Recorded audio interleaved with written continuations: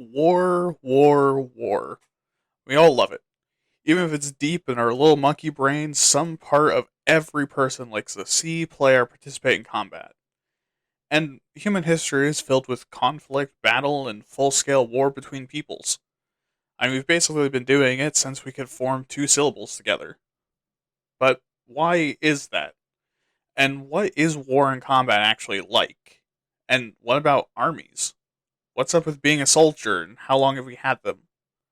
All of this and more on this episode of Why Are You Talking About This?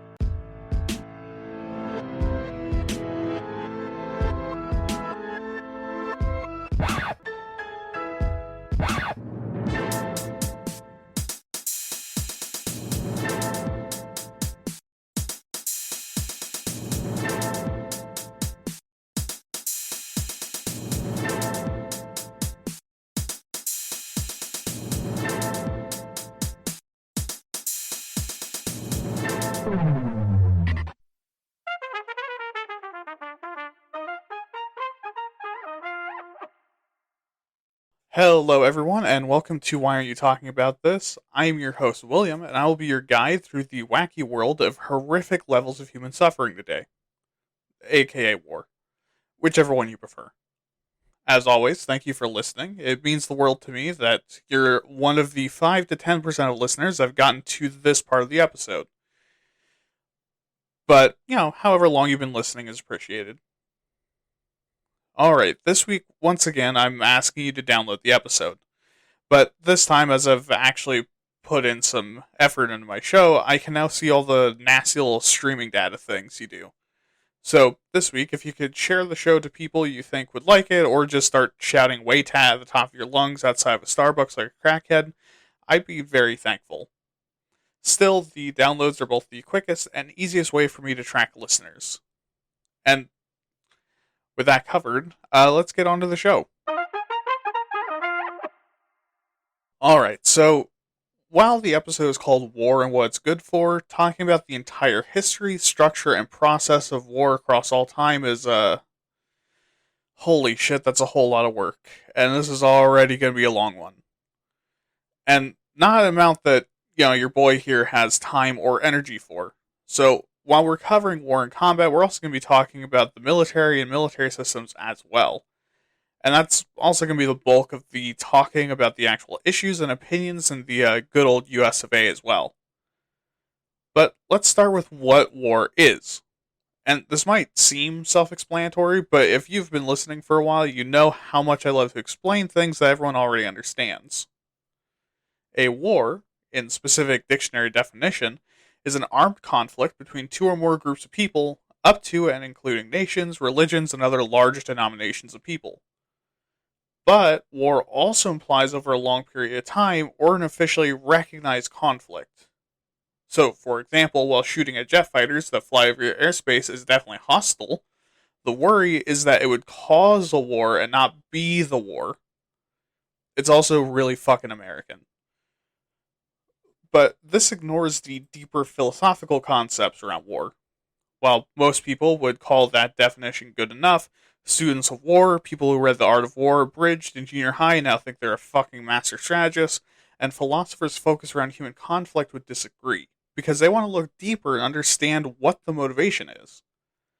And this has caused ideas like an act of force to compel an enemy to perform one's will, introduced by Karl von Clausewitz, to take hold.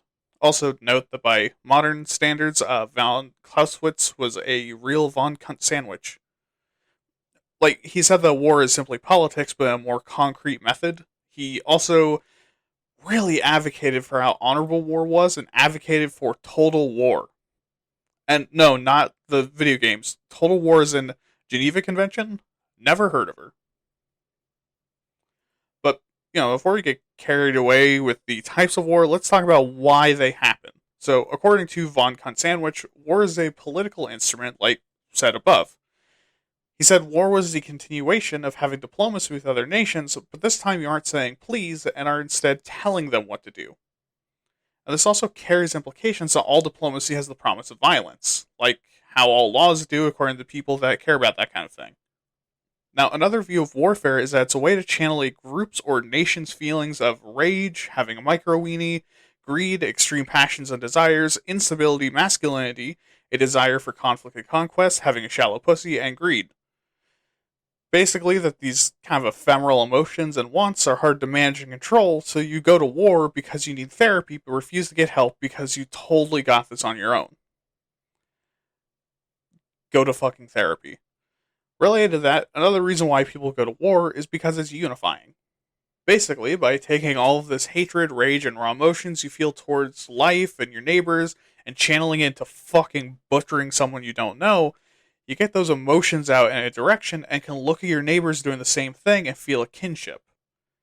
Yeah, and then you start noticing how soft their lips look and how strong their beefy man hands are while wrapped around the throat of someone that got lied to by a recruiter, and one thing leads to another, and then next thing you know, you're. Of course, there's also the idea that some things can only be settled through violence. Things like political and religious ideas and ideologies can only be proven right or wrong, or even be directly compared to some stubborn dickheads refusing to back down from the position that the blue Kool-Aid is superior to the red Kool-Aid, and your neurons start giving you the cane with a rock chemical, and even to trying and failing to negotiate with very real and threatening ideologies like fascism, or, hey, let's kill all people that can't whistle because they're inferior species. This reason for war basically being that since hostilities will only increase and there's no way to convince or change people, the only solution to stop these beliefs are to kill them and force the rest of the people that feel the same way to shut up and cry about it. But with all this, what is it that we think makes us like to fight and go to war so much? Well, there are three branches of thought. First is the ethological branch, that we're like this because we're animals. And animals will fight each other over things, so being social animals in large groups and complex tools, it would make sense that we do too, and war is just the word that we use for it. Then there's the psychological branch that says that for one reason or another, we're built to fight and to commit acts of war and violence. Now, this is built mostly on the psychological effect of feeling unity during times of conflict and our abilities to output unrelated resentment into the enemy and similar things. And then there's the ideological branch. That the reason why we commit violence isn't because we're built for it or because animals also kill, but because we've been brain poisoned by things like nationalism, social constructs like class and race, or special interests being portrayed as morality. Now, under this branch, humans aren't meant to kill each other, but we do because we have a society and borders and shit. But hey, let's ignore all those nuanced ways of thinking about warfare and look at a listicle of 13 different reasons. That wasn't intentional. Now, the first 8 are listed by allocation, and the other 5 are listed by the New Modern War Institute. So go to those if you want more information. Alright, so first we have economic gain. Basically, sometimes wars are fought for money and resources.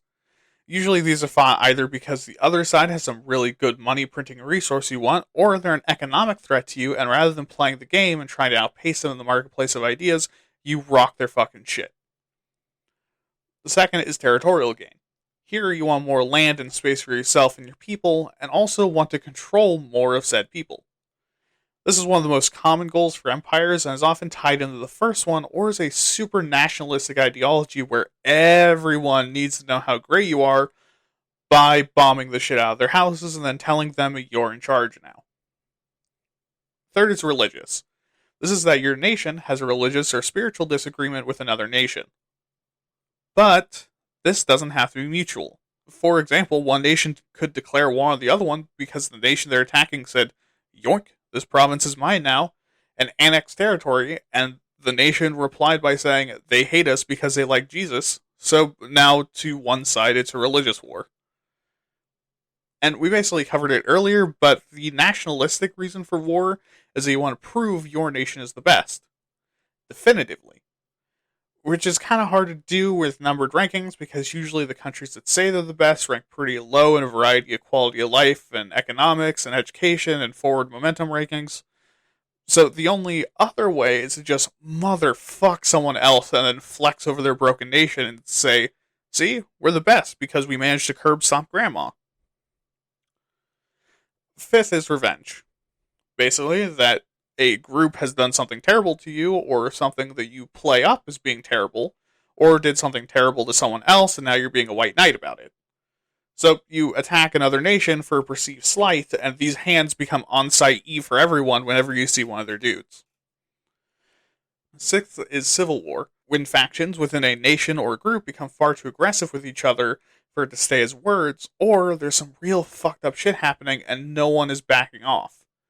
So instead of talking it out, each group grabs a piece of the no-no bits of the country and starts polling. Seventh is a revolution, which is similar to a civil war, but is instead against the powers that be. This is a rebellion against a group ruling over you with different beliefs and perspectives than you.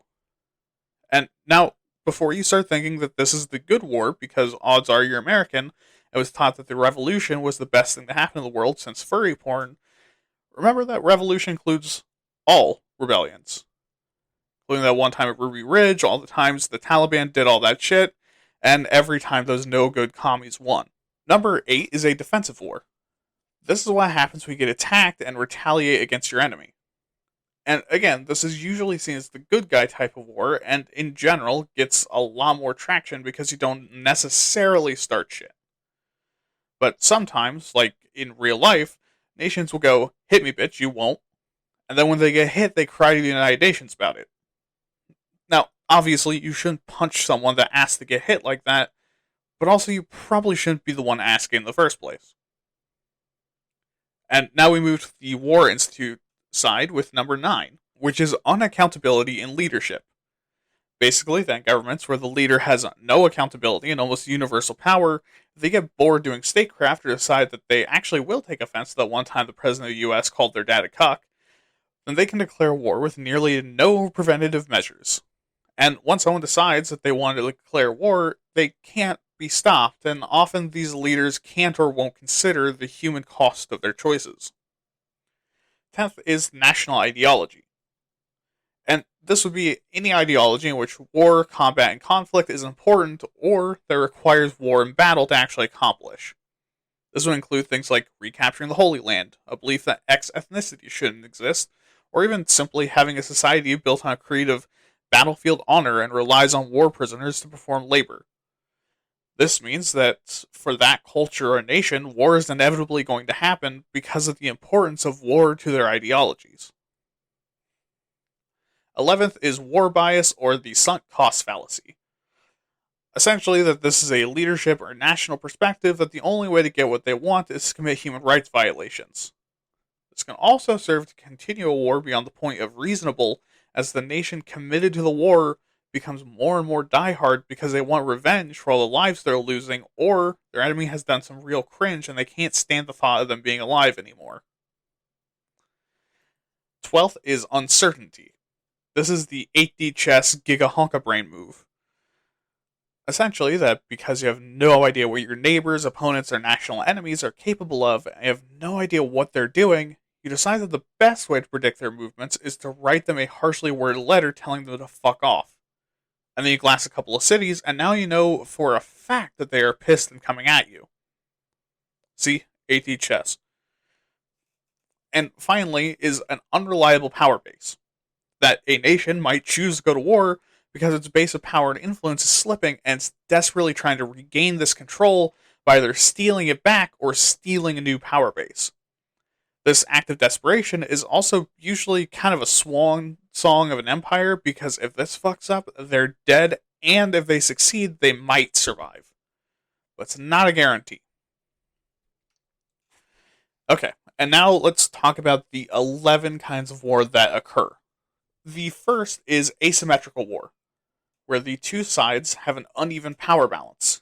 Usually one side is able to bring much more military hardware, troops, industry, and money to the table than the other side. The second and third are two forms of illegal warfare that absolutely still happens, being chemical and biological warfare. And biological warfare using biological agents like disease to indiscriminately kill enemy combatants and civilians. And in chemical warfare, you're doing basically the same thing, but with dangerous chemicals trying to kill people in painful, miserable ways. Fourth is a Cold War, where rather than the nations that are actually fighting going to war, They continually upscale their militaries and deploy their troops strategically across the map while having smaller nations that they're puppeting perform proxy wars for them, while also telling the other one, fight me, bitch. Fifth and sixth are another two related forms. These are conventional and unconventional warfare. Conventional warfare is where soldiers or warriors meet on a battlefield to kill the shit out of each other as the primary feature of the war, while unconventional warfare is the opposite. Rather than meeting for battle, unconventional warfare includes a lot of ambushes, acts of terror, urban warfare, and espionage. Seventh is cyber warfare. This form of war is attacking and trying to destroy the enemy's technology, computer, network, and/or electronics database. Obviously, this is a very modern form of warfare and is especially popular against the United States, whose national firewalls are akin to an old man on the phone with a refund scammer. Similarly, the eighth form is also very modern with nuclear warfare. Nuclear warfare is done primarily with nuclear bombs or radioactive weaponry. Now, we have never really been engaged in this form of war, and you can find many strategists who say that this is a full-on mutual assured destruction territory strategy because using a nuke makes everyone press the big red button and turn every major city into Nagasaki and doom the human race, making nukes virtually worthless as anything but a national flex that you can waste all that money building these missiles. Ninth is information warfare. Now, this is hardcore espionage warfare where spies, assassins, and informants are fighting a secret war to control, destroy, and protect the means of information gathering across the nations at war. Also, this is the only kind of war that every major nation is always performing against every other major nation.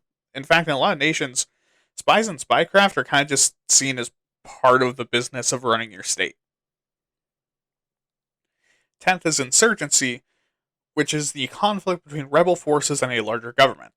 Now, this is particularly common during civil war or revolution, but can also happen because of information warfare, poor public order, and unconventional warfare methods used by an invading force. And now, finally, we have total war, which we mentioned earlier, but total war is essentially shredding the book of international laws and human decency. This form of warfare is victory at all costs, including massacring civilians, poisoning and polluting natural resources, executing prisoners, shooting at medical personnel, and generally being a fucking scumbag, and ignoring every agreement you've ever signed and every lesson about not hurting people you've ever learned in grade school. Alright, so with all this covered, what are the actual pros and cons of committing acts of violence on a national scale? Well, the biggest benefit is not only increased power if you win, but you will also get basically whatever you want. On top of that, because you're sending a significant number of your workforce to go kill and get killed, there's a ton of new job openings that you can use to kickstart your economy. And because of increased national unity and patriotism, people are willing to fill these empty jobs and do their part. And speaking of jumpstarting your economy, if you're winning or have won, you have tons of workers pumping out massive numbers of supplies and basically shooting adrenaline into the economy's heart. And war also can be used to vent mistrust and animosity on the home front, increasing public order, and if the war feels justified and you're winning, there's a massive national morale boost. And you get a huge technological benefit as well, as your nation is trying to outpace other nations on that front as well. However, on the bad side, the biggest issue is obviously casualties and injuries. From both combatants and civilians, a large portion of people aren't getting out of this unscathed. And besides the very real human cost of actual human lives being lost, if you're conservative, the economy is also affected. Because these are workers being killed and able-bodied people now unable to work at all due to their injuries. And these are people who very well might have genius ideas and plans getting fucking domed on the battlefield. Now, also, the amount of hatred, propaganda, racism, and nationalistic frenzy is increased worldwide, meaning that long term, there's greater worldwide disunity and hatred against immigrants and those in your population that even passingly resemble your enemy. And again, beyond the human cost, this is really bad for public order and control. Now, there's also the destruction of both natural environments and cities, making some areas entirely uninhabitable or unusable. Now, the other thing is that no matter what the government tells you, human rights, liberty, and decency takes a backseat during a war. Acts of sadism and mass killings are reframed as heroic, war crimes become necessary evils, are erased entirely from history books, and acts of kindness or mercy are seen as cowardly or tactical blunders or sleeping with the enemy. And on top of this, because most people don't want to carve another human to pieces with swords or bullets, you also have to teach your soldiers that the enemy are animals or monsters to be slaughtered. And this usually wears off conveniently once you're done with them, leaving them with the trauma of stabbing a man while watching him mourn his now widowed wife in the dying light of his eyes. And now, if you're losing or the war drags on for too long, people begin to get sick of war as people keep coming home in body bags for no real reason anymore. And this increases mistrust and hatred against the government, as well as between factions for and against the war. And the other thing is that if you do lose, that means that the person you were fighting against were on par with a group like the Nazis. Well, now they basically can just do whatever you want. You'd be handing the villains of the war the keys to the entire world. And, with that terrifying thought, let's go to the history. Alright, so we are going to begin with pre-civilization. And we don't really have a ton of evidence for warfare during this period, besides the fact that we are pretty sure it was happening. Now, there's a ton of evidence of cavemen with wounds on their bones, both lethal and non-lethal, that we think can only be caused by weapons. And how do we know that? Well, to put it simply, humans have been fucking brutalizing each other for so long, we know the difference between a broken arm caused by a slip, trip, and fall, and a broken arm caused by getting your arm beaten in with a horse's jawbone swung by another caveman.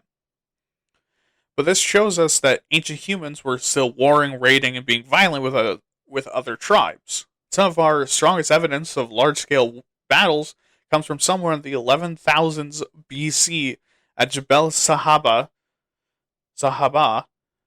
I apologize, in modern-day Sudan, on the border with Egypt. There, we found 61 skeletons with battle wounds buried there.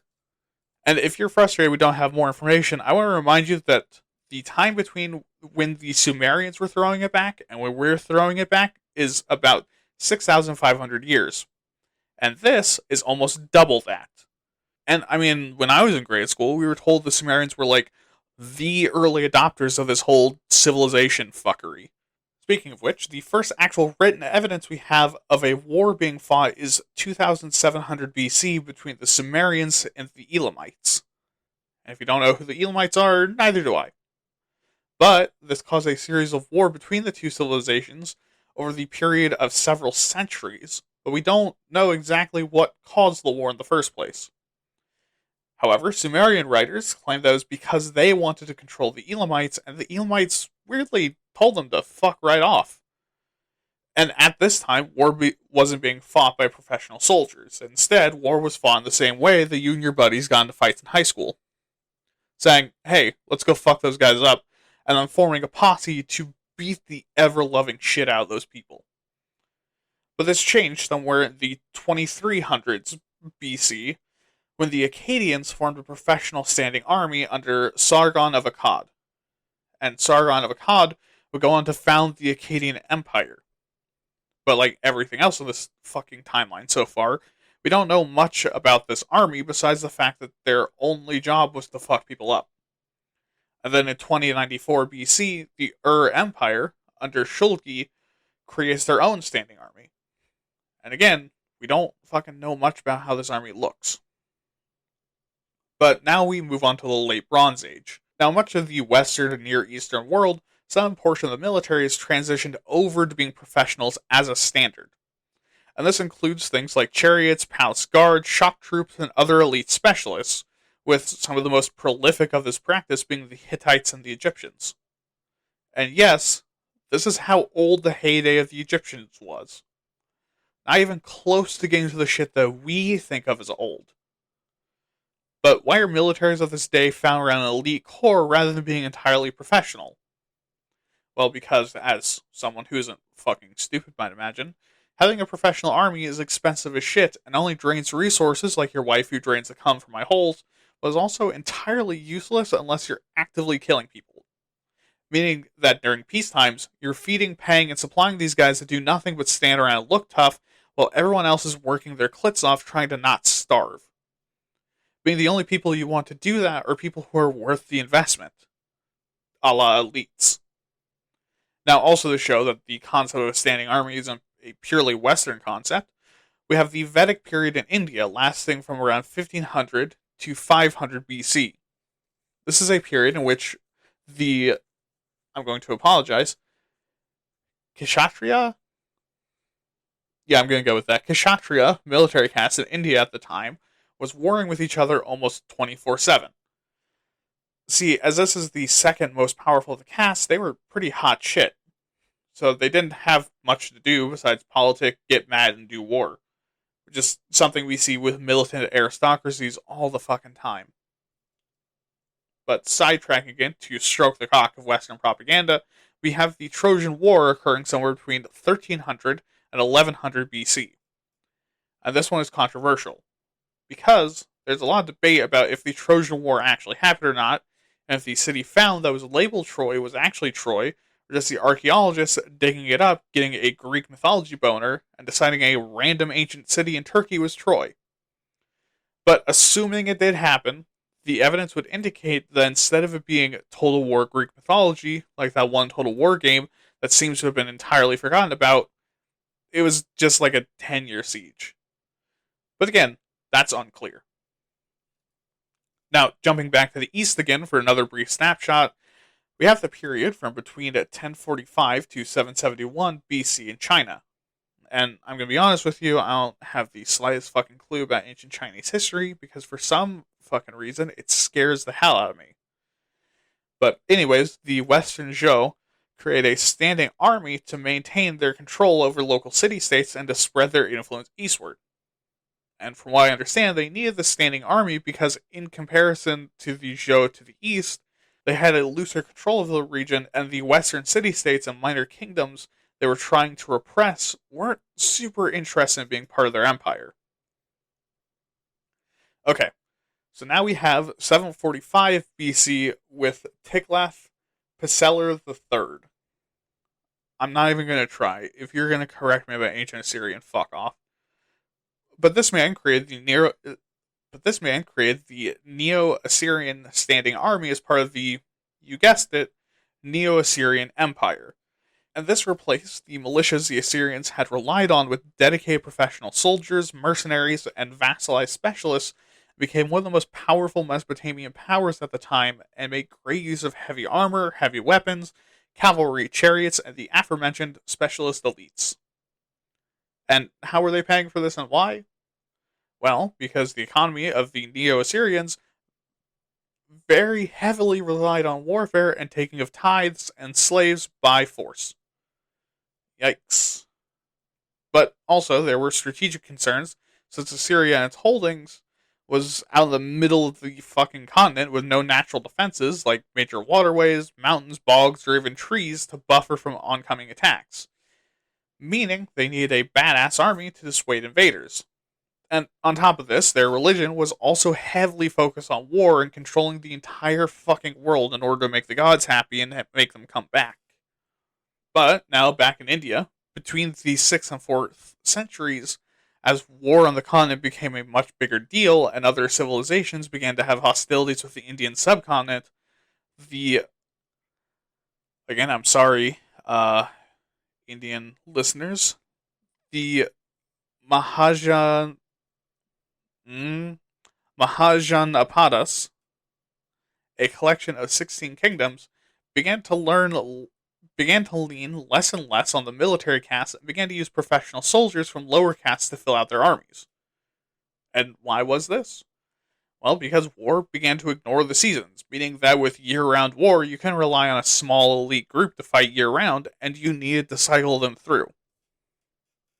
Also, wars got a lot bigger, so you couldn't just have, 60 dudes out in the field. And in 660 to 650 BC, we have the next piece of Western Greco-Roman propaganda used by the alt-right without any thought towards the actual historical implications. Sparta establishes itself as a major Greek power by having the first standing army in all of ancient Greece during the Second Messenian War. And if your panties are getting twisted in a bunch, I didn't cover those wars, fucking teabag yourself. I don't have the time, and this is going to be a very long episode. But anyways, before this point, and for a long time afterwards, most Greek armies were made up of citizen soldiers that would equip themselves for war and go to the meeting spot, go to the war, and then come home and act like they weren't just killing a bunch of teenagers. But Sparta changed it around by putting basically everything on the shoulders of both slaves and women and shipping the men off to almost constantly fight in wars until they either got too old, too injured, or got fully married. About 200 years later, from 492 to 449 BC, was the Greco-Persian Wars. That time, the Greeks and Persians fought each other, and every single fucking history documentary makes it seem like the fate of all human history rests on this conflict, like Rome wasn't right around the corner to motherfuck the whole continent anyways. But this is where the battles of Thermopylae, Marathon, and other legendary fights happen. And then 18 years later, and until 404 BC, the Peloponnesian War happened between Athens and Sparta for dominance over the subcontinent of Greece. And this war wasn't just between them, it was between the subcontinents of Peloponnese and central Greece, and was essentially World War I of the ancient Greek world. And now we fast forward again to the ancient Romans and the development of the legions. See, initially at the beginning of their empire, the Romans too relied on militias and a corps of elites. But as their influence in Italy grew, they found that they needed a professional army. So they founded the now famous and infamous Roman legion. This heavily armored, highly disciplined, massive force served as the professional army of Rome for hundreds of years before eventually dissolving around the time of Rome's eventual collapse. But this expensive as shit military force didn't just kill for a living. The Roman legion also performed a variety of public works roles like helping to build roadways and aqueducts and also to clear land. And on top of this, someone who served, who was a citizen, could be given quite the space of land for 25 years of service, and someone who wasn't a citizen could be given citizenship in exchange for the same number of years. And this legion would come in handy during the Punic Wars between 264 and 146 BC, where Boys' Night got a little bit too wacky, and the Romans and Carthaginians tried to remove each other from the map. And this ultimately ended with Rome fucking reducing the city of Carthage to rubble, massacring as many Carthaginians as possible, and salting the fucking soil so it's entirely unusable, and also trying to erase them from all of human history. You know, just a touch of trolling.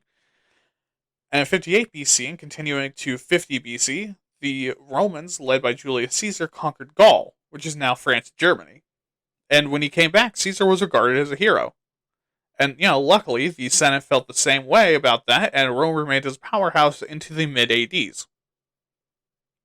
But anyways, after the collapse of Rome in the early ADs, much of the military in the West returned to its normal state. A solid core of elites that were also usually rich people, back when rich people could actually back up anything they said by killing you themselves, surrounded by the unwashed mobs of militiamen.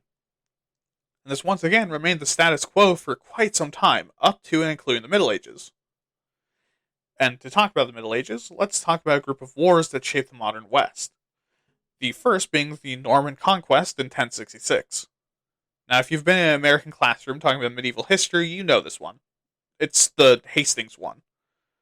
For everyone else, not British or American, this was a war in which the Anglo-Saxons of England were living their relatively normal lives when a dispute of succession occurred, and the Saxons, Normans, and Norwegians all claimed the throne at once and caused the least fun three-way since your parents fucked the neighbor when they thought that they were swingers. But eventually, rich boy William the Conqueror won the war and essentially shaped all of British history and politics forever with his choices of how to control this new massive area of land he had won in essentially a single Hail Mary battle. Not too long after this is the First Crusade in 1095. Yet again, this is another thing that the alt-right clings to that is ironically accurate, but for all the reasons they don't want it to be. The First Crusade was a supporting action to aid the Byzantine Empire against the Seljuk, partially also because of threats to pilgrimages to Jerusalem.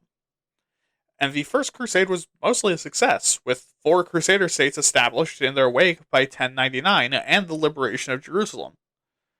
The Second Crusade, in 1145, was an almost complete failure, with the two halves of the army getting the shit kicked out of them in Anatolia, modern Turkey, and the few remainders deciding, fuck it, yeah, we can afford a siege, and got curbed attacking Damascus and ended up getting Jerusalem kicked in the dick.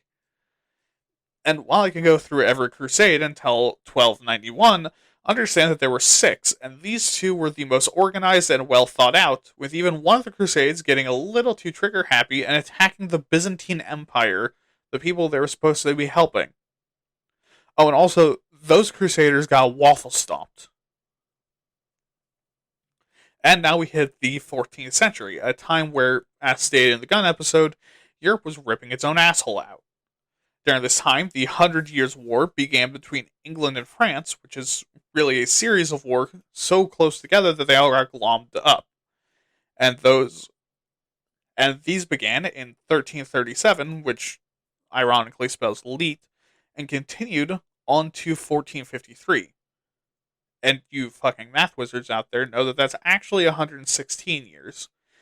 And the series of conflicts would eventually result in the rise of nationalism and the national identities of both France and England, and can be blamed for the rest of French and English history. Also, during the 14th century, we have the foundation of the Janissaries in the Ottoman Empire. Now, for those of you who have heard the term Janissary thrown around in video games, war games, or in your favorite fantasy books and have no idea what that meant but were too scared to ask, a Janissary is an elite standing army corps of slave soldiers. And now that might sound bad, but what if I told you it was specifically Christian slave soldiers that were slave traded as children, circumcised, and then forcefully converted to Islam? It wasn't all bad, though, since the Janissary system afforded a high level of upward social mobility for the people involved, and from their founding to their bloody dissolution in 1826, they were the power behind the Ottoman throne, first standing army in Europe since ancient Rome, and also were able to muscle more than a few emperors into doing exactly what they wanted. So, some good, some bad. Getting slaves stolen from your parents, forcibly converted, and have your foreskin removed by a man that is so good at this that it's disturbing. But you do give me a badass warrior that can alter the politics of your entire nation by reminding the dude paying your salary that the only thing between him and dying a slow, painful death is your restraint. But now we jump forward to the 1420s, when Hungary, somewhere we'll be visiting again very shortly, is credited with the next biggest standing army in Europe, and those being the garrisons of a series of heavily entrenched fortresses across the country. Because, see, Hungary, especially during the 1400s, is right smack dab in the middle of Europe, and sits between the Ottoman Empire and the Holy Roman Empire. And for meme only the 400s AD kids will get, it's like being the Franks between the Hunnic Empire and the Western Roman Empire. So these fortresses and garrisons were maintained to help to defend themselves. Also notable is that the entire region of Eastern Europe was a total mess of alliances, familial ties, religious orders, and ethnic alliances without the unifying smashing of heads that occurred in France, England, or the Holy Roman Empire. So it was even more necessary in case you trace the path of alliances and found out that you're actually at war with your step-cousin twice removed and once replaced as also a 7-year-old. Now, speaking of France, Charles VII founds a professional army during the Hundred Years' War despite the cost of doing so. And why? Well, because it is the fucking 100 Years' War and has been going on at this point conservatively 90 years. And it was getting expensive, leaning on a bunch of dirty fucking peasants because they weren't farming when they were out killing each other. And speaking of founding large-scale professional armies, we're right back to Hungary, with the founding of the Black Army by King Matthias Hunyadi. That feels like I pronounced it wrong and feels kind of racist. But anyways, in 1462. This army was unique in that not only was a lot of its soldiers heavily armored in black armor, which is fucking badass, but also because every 1 in 4 soldiers were equipped with a firearm. Note that in Western Europe at this time, less than 1 in 10 soldiers even had access to a firearm. This army was also unique because rather than the tactics of the day, the Black Army relied on a heavy battle line of well-armored troops and heavy shock cavalry acting like a mobile fortification for the much lighter infantry to emerge from and pulverize people while they rained fucking artillery from the distance. And this made them an incredibly elite fighting force that kind of became the terror of Europe, and Eastern Europe especially, for a long time. Now, once again, returning to France, we have in the 1480s when France realized, oh shit, standing armies are fucking dope, and paid Swiss instructors to train legions of up to 9,000 heavily armed and armored soldiers to act as their standing army. And obviously this was expensive as shit, so much that by the reign of King Henry II of France, France had walked this back and created a system to raise regiments of professional soldiers during wartime and laying them off during peacetimes. Assumedly a much kinder way than people are laid off nowadays. It's a lot easier to storm your boss's house when you're all fighting with the same weapons. But now we're reaching the 16th and 17th century, a time when, again, warfare is changing. As the Spanish Tercio is founded, this new formation of professional soldiers rules supreme over the battlefield, with the Spanish form remaining the legit $400 Supreme label, but with actually something to back it up rather than just a clout chaser name version of it. See, a tercio is a pike and shot formation that became extremely popular across Europe, where the pikemen were set in a square formation with 4 mobile groups of gun tootin' rootin' shootin' mongas. Yes, I know, you fucking weeb. Deployed at the corners. Mangas also means sleeves in Spanish. And this gave the arquebusiers, or musketeers, the benefits of the pike formation while giving the pike formation some teeth at range. But the Spanish formation was the only one made up of trained elite volunteers rather than normal-ass trained volunteers. Now, also during this time is the controversial military revolution. And this is controversial not because it said the gamer words on Twitter, said something mildly offensive in over half of its YouTube videos. Rather, it's controversial because the majority of historians think it's way too simplistic and denies that there was no such single chain of events that changed war forever, and instead it was a slow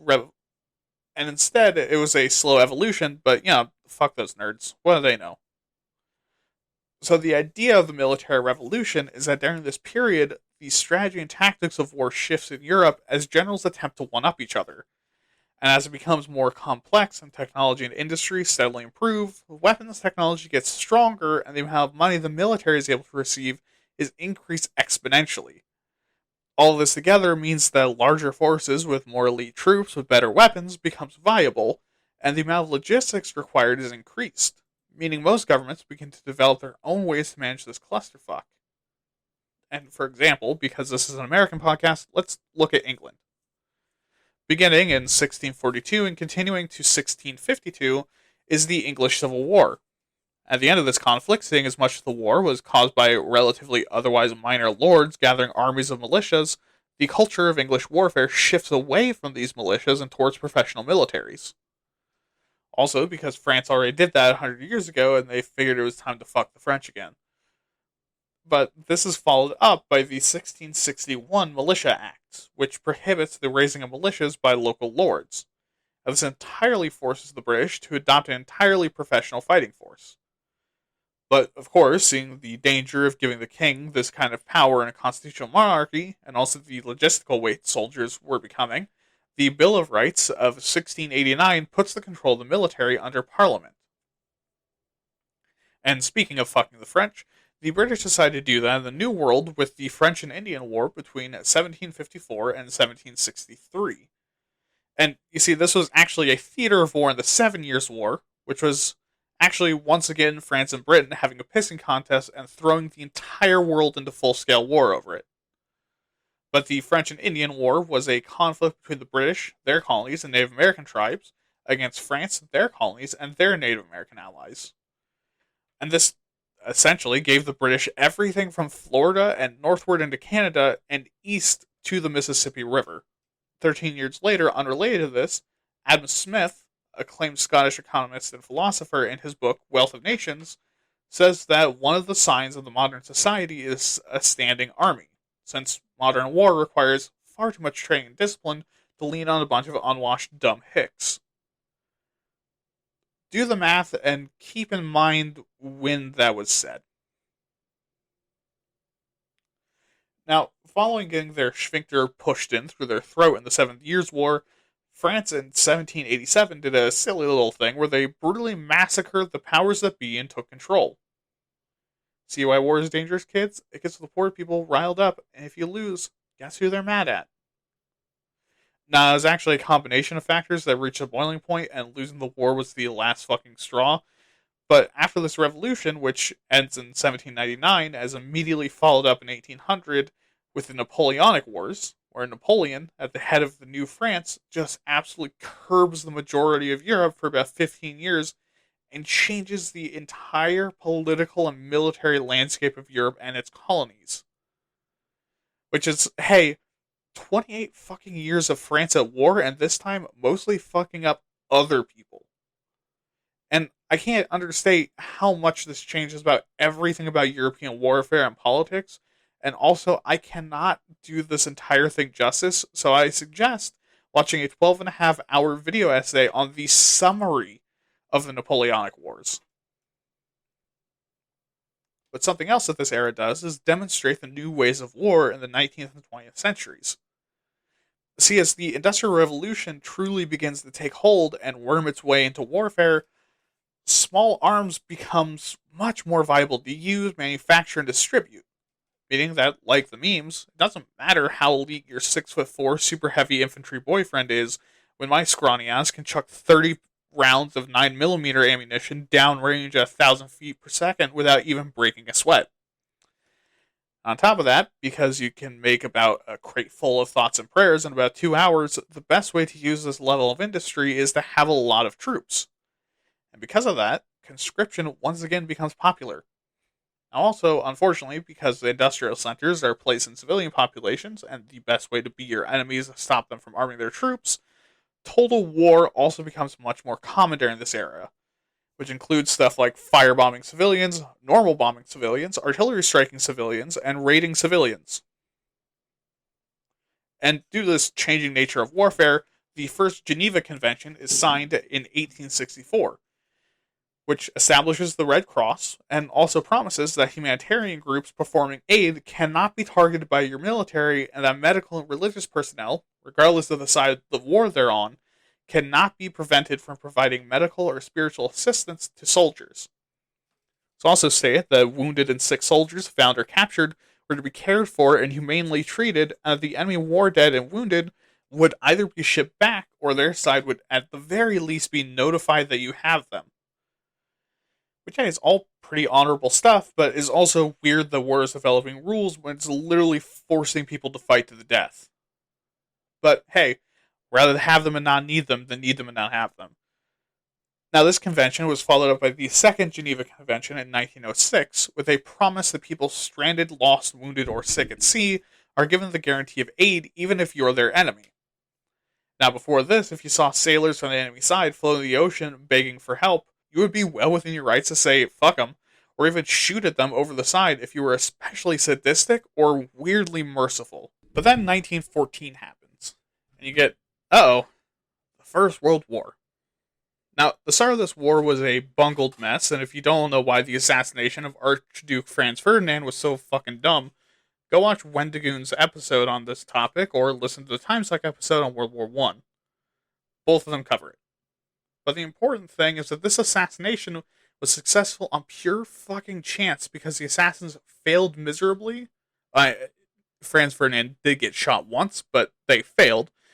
And one of them was coming out of a sandwich shop after a job poorly done and happened to see him with a perfect firing angle. But anyways, this assassination, which by all means should have caused a war, but a relatively minor regional war in Austria-Hungary, instead turned all of Europe into traumatized families and eventually Nazis. And why? Well, because the automatic weapon and a ton of military hardware like the howitzer had been invented. and as of yet, the powers of Europe had nothing to use them on that could stand a chance, given that most of their fighting at the moment was against largely oppressed native populations. So Europe was war horny. But on top of that, the entire region was covered in more paperwork and contracts than the desk of a modeling agent in Southern California. Meaning that when that shot was fired and war was declared, well, now everyone gets involved.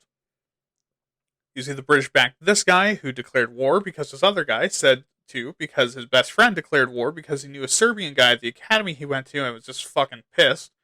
And then the Germans backed this other guy because he just so happened to have a pretty sweet fucking mustache. They're a sucker for mustache. And he declared war because one time his dad was helped out financially by another prominent noble in the area that just so happened to be Ferdinand's distantly related cousin twice removed. But anyways, the war starts, and with it comes the proliferation of extremely high-powered weaponry mowing through ranks and ranks of mostly unarmored troops, resulting in trench warfare, which then resulted in chemical weapon attacks, landmines, barbed wire, super heavy fortifications, and artillery raining from the sky nearly 24/7 while you sat in a muddy hole in the ground waiting for someone to tell you to run directly into machine gun fire. Yep, this ruined an entire generation of people. And this war also made the entire world rethink how they perceived warfare. Because before this war, yes, there was suffering and a lot of it, but there was something honorable and glorious about it. But now this was a war with such a stark amount of suffering, with apocalyptic level weaponry being used by both sides, and many of the people seeing soldiers coming home saw hollow shells in the shapes of people where young men used to be. And this is where the narrative of war begins to shift to a more modern understanding. People begin to see and understand war as something that is almost entirely filled with horrors and suffering, with very little chance for glory or celebration. By the time the war ends in 1918, Europe is torn to shreds both physically and spiritually. An entire generation is either dead, wounded beyond recovery, or are essentially zombies, and seeing all of these lessons about the danger of these incredibly powerful weapons, war horniness, irresponsible webs of alliances, and hubris, what does Europe do? Well, they blame it all on Germany. And yes, this will bite literally everyone in the ass later. But also, following this war in 1929, we have the Third Geneva Convention. This one accounts for and ensures the safety and good treatment of prisoners of war. And, holy fuck, is it gonna seem like no one paid attention to that soon. Because in an attack that should have surprised no one, the neutered and fascism-spitting Germany decided to unveil its new anti-Semitic, barbed 18-inch mechanical cock and invade Poland, starting World War II. Now, also, this is where all those Polish jokes come from, so if you use those, I'm going to take this opportunity to make you feel like a shitheel. See, Poland at this time still had cavalry regiments that were actually on horseback. And horses, as we've learned from the gun episode, has one natural enemy. Bombs. And when Germany invaded with the Blitzkrieg tactics, they came in hot with a bunch of those, and also tanks. Yeah, they're like horses, but with no natural enemies. And the Polish cavalry, seeing the Nazis coming, moved to engage as to allow the civilian populations to escape. And the Polish cavalry was massacred to the fucking man. But they bought enough time, and most of the Polish civilians were able to escape the initial path of the Nazis. And Polish jokes exist because the rest of the world saw this and went, lol, horses can't kill tanks, you idiot. So, yeah, that's fucked up. But there's a lot of information on World War II, and it's a very deep lore with just so much history to it. But simplify, for a very long time, the Nazis were kicking the ever-loving shit out of Europe. With their Italian and Japanese allies, they had pummeled the French into oblivion. The Spanish were dealing with their own fascists and couldn't really do much. They were bombing the UK into the Stone Age and were rapidly shoving their robot pianists towards the Russian capital. North Africa was going well, and the Asian theater was too. The problem is that fascism is a live fast, eat ass ideology. That hatred can only burn for so long and so bright before you have to use a more sensible form of government.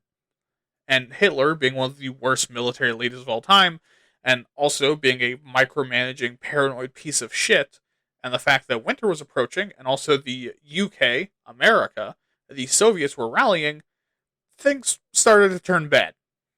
And then in 1943, Italy, after Antifa uprising, fucking ousts Mussolini, and the fascists collapse in on themselves as the new Italian government switches sides. So now, Hitler is all alone in Europe, surrounded on two fronts, while their nearest allies are getting their cock gobbled in the Pacific Theater, and also, the Nazis fucking hate them. And seeing the writing on the wall, by 1945, Hitler did the only good thing he ever did. Killed Hitler. And obviously, seeing as the Nazis to the west were getting ass blasted by the British and Americans, and their face rearranged by strong Russian karate, they surrendered to the Allies. But given the code of honor the Japanese Empire was using to justify all its horrific shit, their leadership wasn't giving up. And it just so happens that at the same time the first nuke was tested, and Oppenheimer gave his incredibly emotional and terrifying "I have become death" speech, as he and the other researchers realized that they've just figured out how to create doomsday. And as the Japanese refused to surrender, Eisenhower made the choice, instead of a land invasion of Japan, which would cost potentially millions of lives, he'd send a message.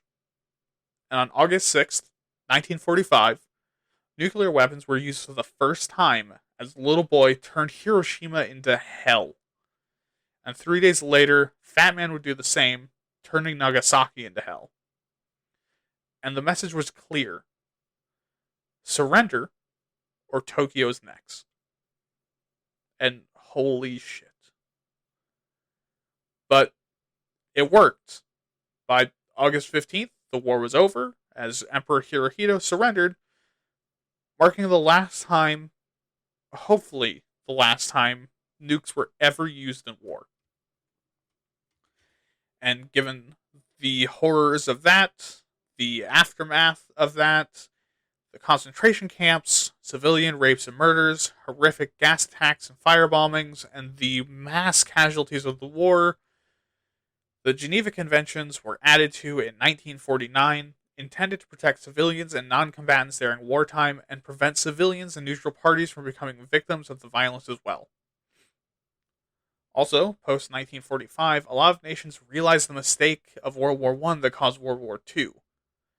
Now, instead of abandoning regions they motherfucked and blaming everything on them, major powers, the US included, would now establish themselves in these regions in order to provide post-war aid and attempt to restabilize them and rejoin the world, and this time as an ally.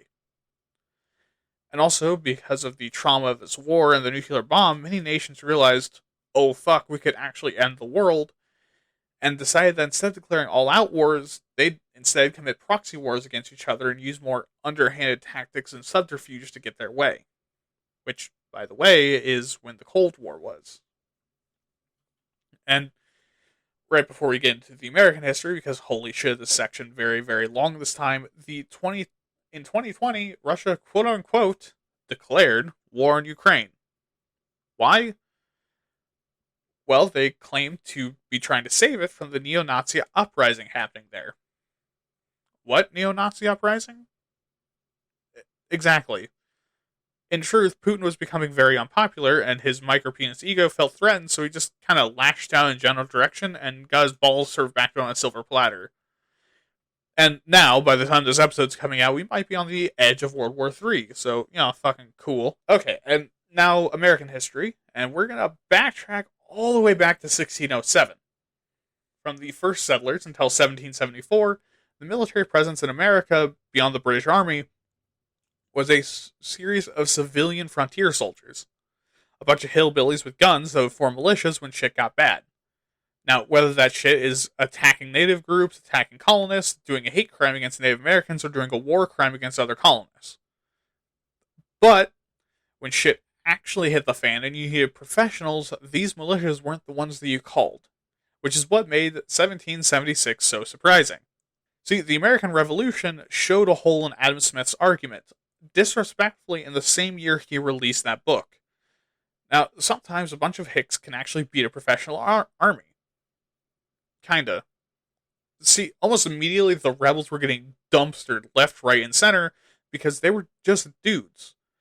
And the Continental Army that was founded was really sucking shit. So the revolution was largely guerrilla war with 1 step forward, 6 steps back. The advantage, however, is that the British didn't have a single wispy pubis hair of a plan on how to deal with this, and America's plan was easy: open season on redcoats. And this likely would have been it if not for some very important things. See, the French and Indian Wars happened pretty recently, and France is still salty about losing the war. And the Spanish were also pretty salty about Britain stealing their crown for the greatest navy powerhouse of the day. And also, General von Steuben had just recently had a massive pay cut, believed by some historians to be because he was gay. And this man was a fucking Prussian legend.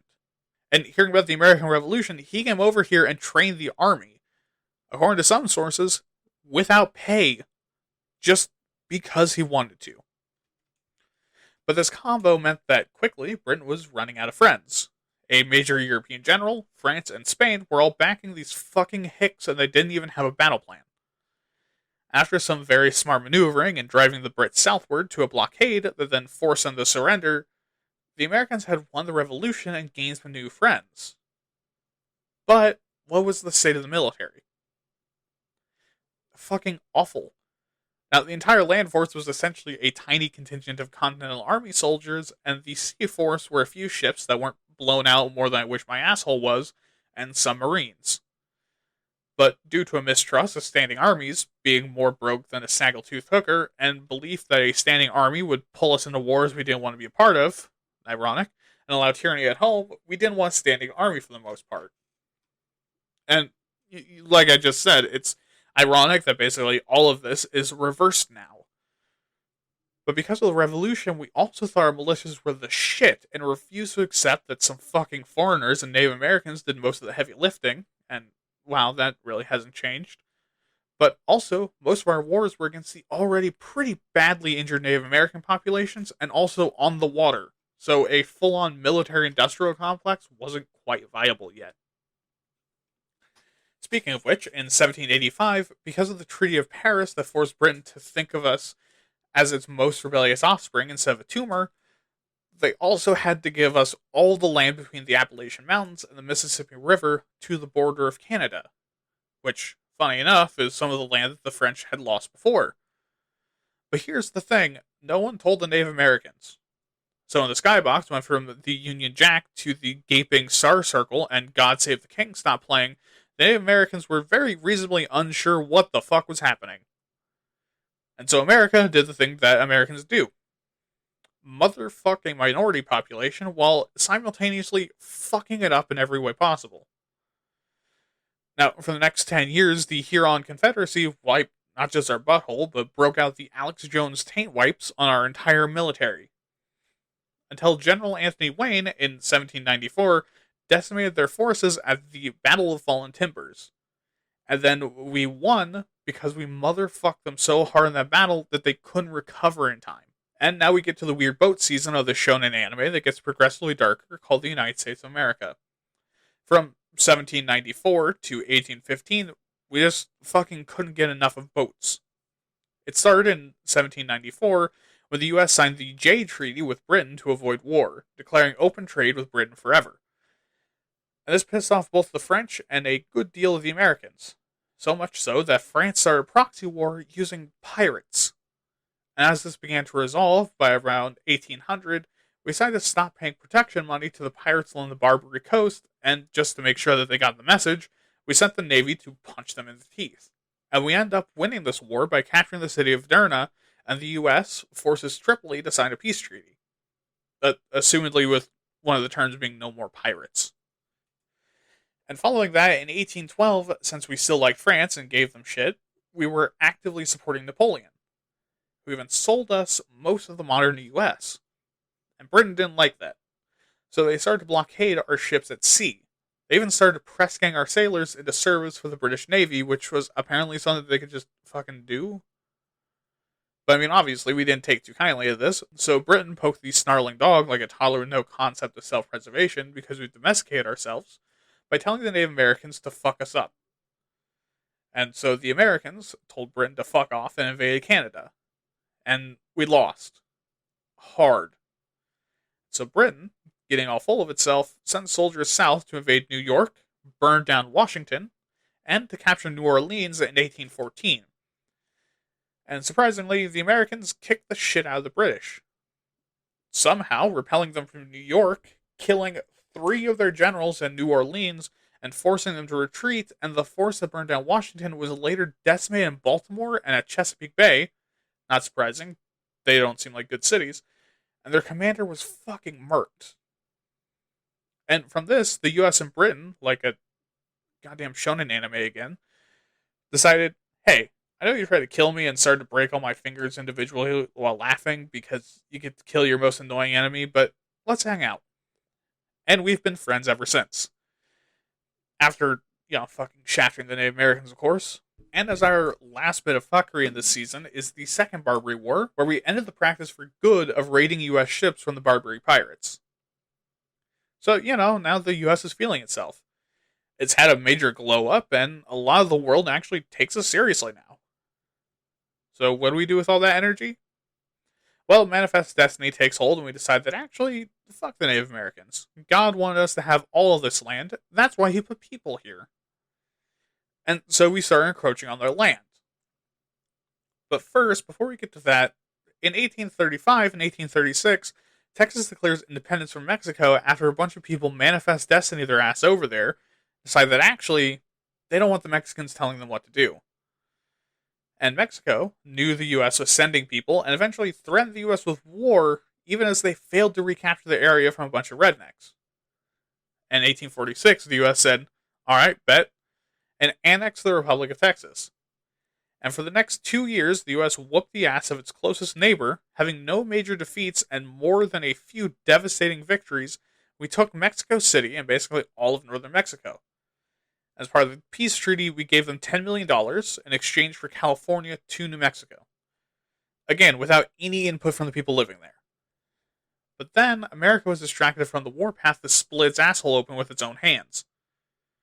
AKA the Civil War. Beginning in 1860, when Lincoln was elected, the long-term animosity between the North and South broke out into war.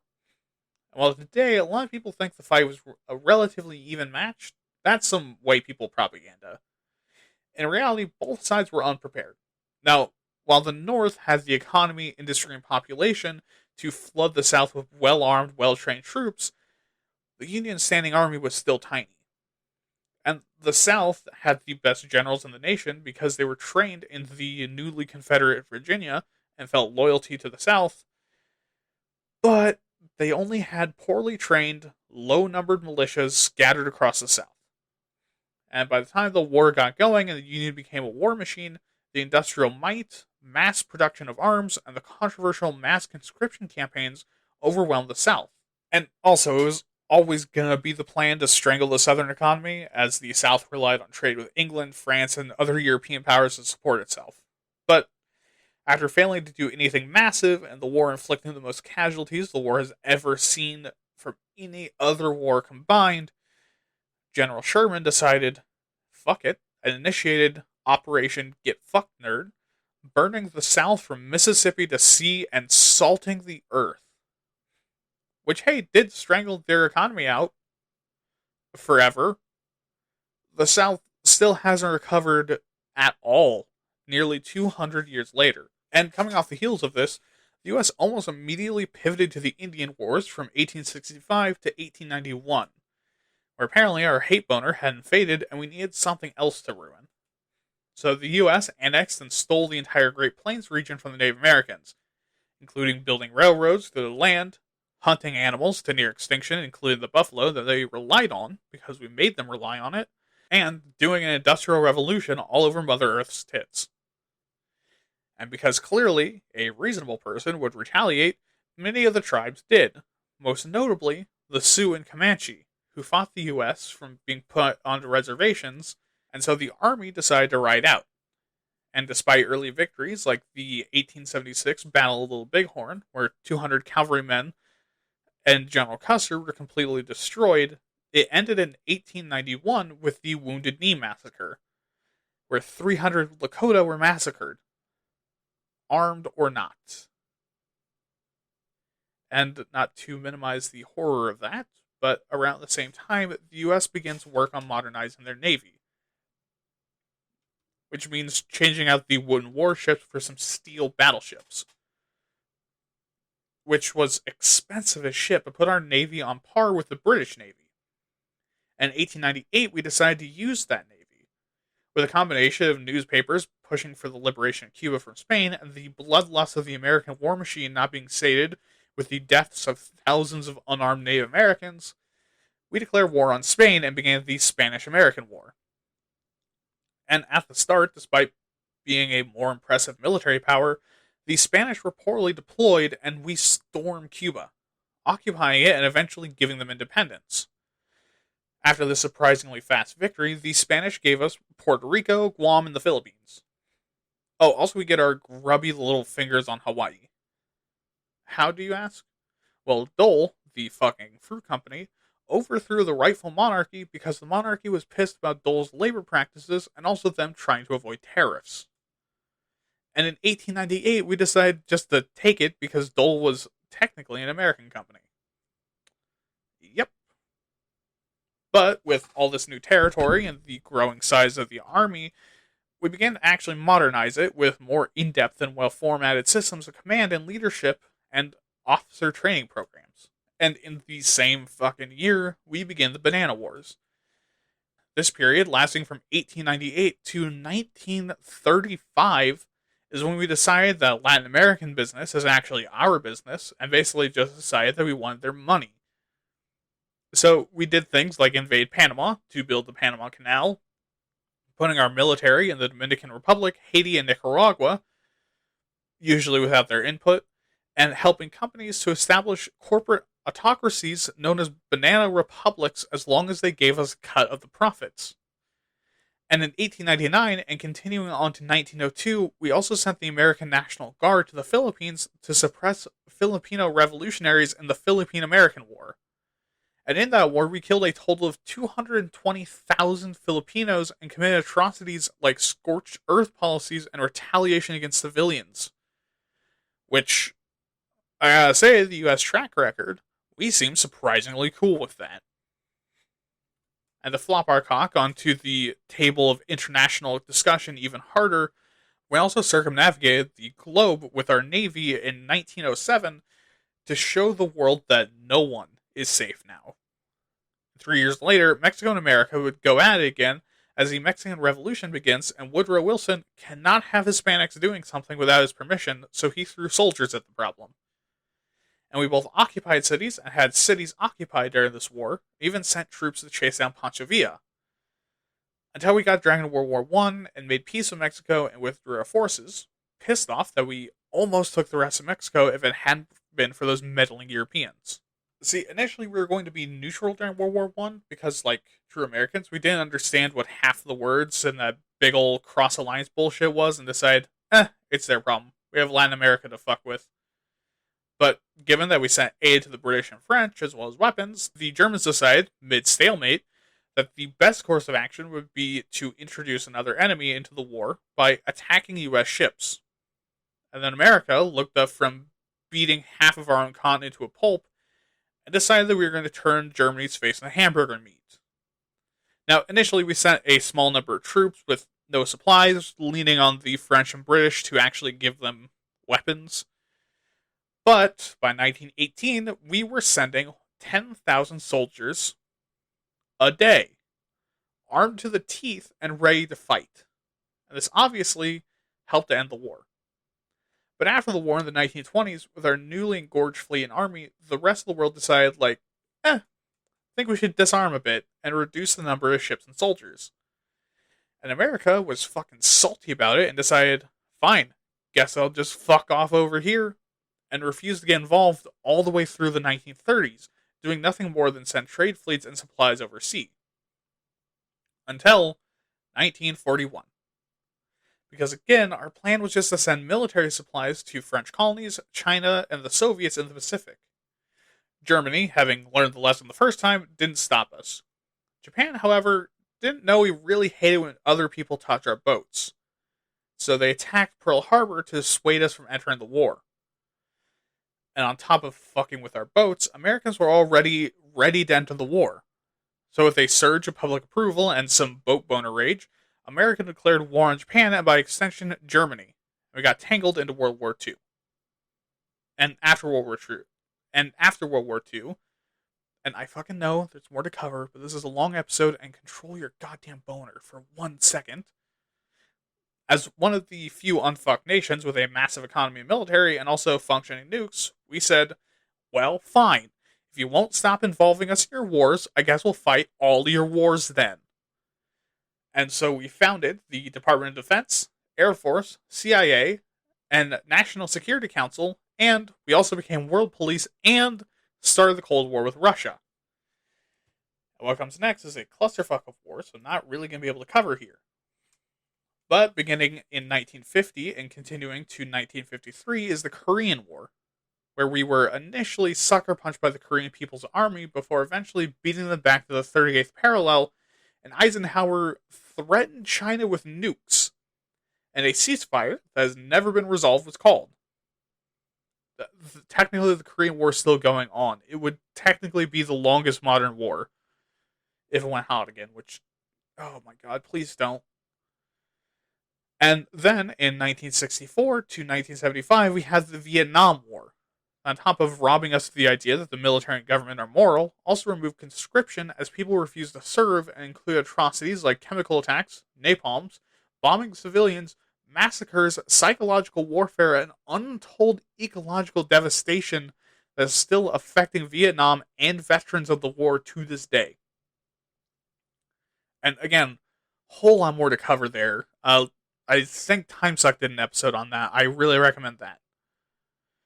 Then in the 1980s, we invade Grenada, Beirut, and Panama at the behest of quote-unquote allies overseas to fight commies and motherfucking glassed Libya. And then in the 90s, the Cold War ended, and the Persian Gulf War begins as Iraq invades Kuwait, and maybe, definitely, but probably not, but absolutely didn't, but maybe, had chemical weapons. And then after 9/11, one of the biggest terror attacks on U.S. soil, we declared war on terrorism, as long as it's not domestic terrorists like the KKK, which kind of leads us into today. But after that long fucking history section, let's go to the current status of the military and warfare. Okay, so after that, what are we starting with today? Well, we're going to start with the structure of the U.S. military just to get you more familiar with what we have nowadays. So at the top, we have the president as the commander-in-chief. Assumedly, they don't do something illegal or try to declare war by themselves, the president has full command over the entire military. Now, to help do that, under the president is the National Security Council, who are the panel the president relies on to advise them on national security and military matters. But also under the president is the Department of Defense, which is the military's primary administrative and bureaucratic organization. But alongside them is the Department of Homeland Security, that oversees national and border security, as well as leading counter-terrorist operations. So jointly under them is the Coast Guard. The Coast Guard is a paramilitary force. Paramilitary meaning a force that aren't technically the military, but function like it, that aids in maritime law and safety around American waters and coasts, and also provides disaster relief and evacuations. Under the Department of Defense are the departments of the Army, Air Force, and Navy. The Department of the Army controls the U.S. Army and the National Guard. The U.S. Army provides ground forces, logistics, military support, and sustained operations, and the National Guard is a paramilitary force that aids in land and air law, safety, and disaster relief. The Department of the Air Force controls the Air Force, Space Force, and the National Guard. The Air Force provides air and space technological support and weaponry, while the Space Force commands, trains, and equips the military to engage in spacebound combat and technological missions, which, if that is necessary, is a fucking scary thought, and if not, that's dumb. And the Department of the Navy controls the Marines, Navy, and Coast Guard. Now, the Marines are amphibious and ground combat units, while the Navy provides aquatic and amphibious support and craft. Now, let's compare the U.S. military to the world's militaries, beginning with expense. And for context, the world's total expenditure for the military is $2.1 trillion. In 10th place is South Korea at $50 billion. Ninth is Japan at $54 billion. Saudi Arabia and Germany are at $56 billion. France at 6th place with $57 billion. Russia with $66 billion. The UK at $68 billion. Third place is India at $77 billion. Second place is China at $293 billion. And the motherfucking number one biggest battle cock in the entire world is the United States of America at $801 billion, which is almost triple China, our nearest military rival. And actually, if you added Russia, China, and Saudi Arabia together, we'd still more than double it. And for worldwide military membership, well, there are an estimated 27,671,000 soldiers as of 2019. However, the numbers I'm using for the top 10 are 2021 numbers, so it's going to be a bit higher. At number 10 is Pakistan with 1.5 million, Taiwan at 1.8 million, Brazil at 2.1 million, the US in 7th at 2.13 million, Russia 3.5 million, China 4 million, India 5 million, South Korea at 6.7 million, North Korea at 7.7 million, and Vietnam at 10.5 million. But also, note that this is for reserve and active duty, as well as paramilitary forces. If you look at the actual active duty forces, the top three become China at 2.1 million, India at 1.4 million, and then the US at 1.3 million. Also, if you're good at math, that's about 813,000 reserve military members and paramilitary personnel that we have. But what does all of this say about the US military?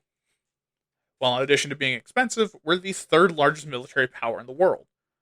Which would make sense, given we're also the third largest country in terms of population, but is still very significant. Since the other two countries that beat us in active duty are India, a nation that has an intense rivalry with Pakistan and has come close to going to war with them multiple times, and also has a population in the billions, and China, which is a massive economic imperialist powerhouse whose desire to fuck around and never find out is only matched by ours and Russia's, and also has a population over 1 billion. But, before we get into the issues of the modern day military, let's talk about what it's actually like to be a member of the US military. Now, in order to join, you have to sign up. Usually at the recruitment office, where arguably the recruiter has lied to you about the benefits to get you in the door. And in the recruitment office, you perform all the testing required to make it into the branch you're going for, which is usually a combination of physical and mental requirements. Like for the Army, you need to be able to throw a 10-pound medicine ball around and do a 2-mile run and pass the ASVAB test with a score of 31. ASVAB means Armed Services Vocational Aptitude Battery, which covers general science, arithmetic reasoning, word knowledge, paragraph comprehension, mathematics knowledge, electronics information, auto information, shop information, mechanical comprehension, and object assembly. And when I took a practice version for this episode, I got 60%, which, if I understand correctly, puts my score at a 60, meaning I scored high enough to be in any branch. If I wasn't so fucking fat and also mentally ill. But anyways, once you do that, you then determine your career path and take the oath of enlistment. After this, you then go to basic training within the year. Now, usually you decide this date at the recruitment office. And basic training is basically a regimen of intense physical, emotional, educational, and disciplinary training to not only see if you can cut it in your chosen branch, but also to get everyone at vaguely the same level, in shape, disciplined, loyal, tough, and obedient as to survive in the military and ensure consistency. Because it's a lot easier to use your troops if they're all vaguely the same enough to deploy them similarly for their, specific type. And this period lasts somewhere in the ballpark from 9 to 12 weeks, depending on the branch. This also doesn't include if you go into special forces, which does also require higher testing ranges. Now, this period is also very heavily used by people like me who are out of shape with fragile egos to say that the military is scary. But I mean, actually looking into it, in the modern day, it's rough and difficult and extremely hard, but survivable. You know, like drill sergeants, for example. While they will absolutely give you shit and yell because it's their fucking job, it makes sense to do that because, number one, you need to be able to handle some intensity, and screaming is not that intense compared to the shit you're going to deal with. And two, you're going to be working a job where lives are on the line, so you can't be a fuck up. But, you know, underneath all the screaming and yelling and punishment, their job ultimately is as an educator. So I don't think I'd really be going out on a limb to say that they give a shit about you. I mean, they're gruff about it, obviously. I mean, I'm not gonna like sit here and be like, "Oh, I know drill sergeants," but like, come on, they're educators. Now, once you're done with basic training, you enter your contracted term of service. Now, for most people, this term is 6 years, with 4 years active duty and 2 years reserve, at least for your first year. And what a term of service is how long you're working for the government in the military. Now, while active duty, you're deployed somewhere, and when you're on reserve, you can be called back up to be active duty again when you're needed. And now, after this term, you may re enlist for more years, and a term of service ranges from 2 to 10 years. And I gotta say, I don't understand the point of a 2-year contract. I mean, I get why it's available and why that's useful, but if you're going into the military, I would hope you know you want to and go broke for the 4-year contract. Because 2 years is not a whole lot of time, all things considered. Okay. But what is active duty actually like? Well, I've never been in the military, so I don't fucking know. But I have for a long time been interested in hearing stories from military personnel, watching footage from both combat and just normal patrols and troop movements. And while that's obviously not the same to any reaction channels from the military that might be listening, which, thank you, I appreciate it if you are. Um, but I gotta say, it looks like the most exciting and terrifying, most boring job I've ever seen. Now let me explain. So, most of the time when you're active duty, it's not some balls to the wall, constant go, go, go action fest with an American Anthem remix playing over a Michael Bay movie kind of thing. It is very much hurry up and wait. You get put somewhere, told to sit tight, and then you stand there for a few hours in mind numbing boredom, and then you get told to go back to base. Or to reconvene. Or you go on patrol duty for a week, and you don't see anything all week. Literally all week. And because things could go to shit any second, it's not like you have, like, time to fuck around. Which means you're mostly just waiting 90 to 70% ready to get fucked up. And now that is unless you just so happen to be part of a unit doing something like building military infrastructure, helping with a relief program, or, you know, some humanitarian aid along those lines. Then you get to see and do some really cool shit alongside the boredom and backbreaking labor you're already doing. You know, like there's military personnel in Alaska that help build infrastructure in the fucking freezing cold, and that's what they do for 4 to 6 years. But all this changes when things go to shit. Now, it still isn't Michael Bay or even like a war movie. Instead, for the most part, what you're dealing with is shooting into the distance or a general area while trying to stay in cover and not fucking die. And if it really goes to shit, things get extremely loud and violent and terrifying. And while it still doesn't really look like a war movie, this is as close to it as you're going to get. And oftentimes, just as quickly as it begins, it can just end. And then you're expected to go back to business as usual. And obviously, this can be exceptionally traumatic, because you're constantly on the lookout for shit to happen, and when it does, you're unlikely to really even see what you're shooting at, and it's even worse when you can. Which is a great opportunity to shift into the issues facing the US military. Alright, so the first thing, and something that the military itself is deeply concerned with, is a lack of recruits. Now, obviously, for military this is an issue, but what's some of the deeper reasons? Well, first of all, people of recruitment age, between 17 and 30 on average, are more disillusioned than ever, both with the government and the military. Especially because these days there's no clear good guy, bad guy dynamic in our wars, and the military is seen more and more as a form of imperialism and colonization, meaning the increasingly left population is entirely uninterested in being involved. Secondly, the military itself has a shrinking interest in many of its potential recruits. Why? Because we, as Americans, are more out of shape and stupid than ever, and the epidemics of drug abuses and deeply rooted mental illness caused by the structure of our culture means most people aren't even capable of military service. Meaning the military wants a smaller and smaller portion of people who very well might be less and less interested in serving. And now, finally, there's been a lot of insight into your military benefits, and for most people, they aren't worth the cost. Especially if you are a smart, in shape, young person.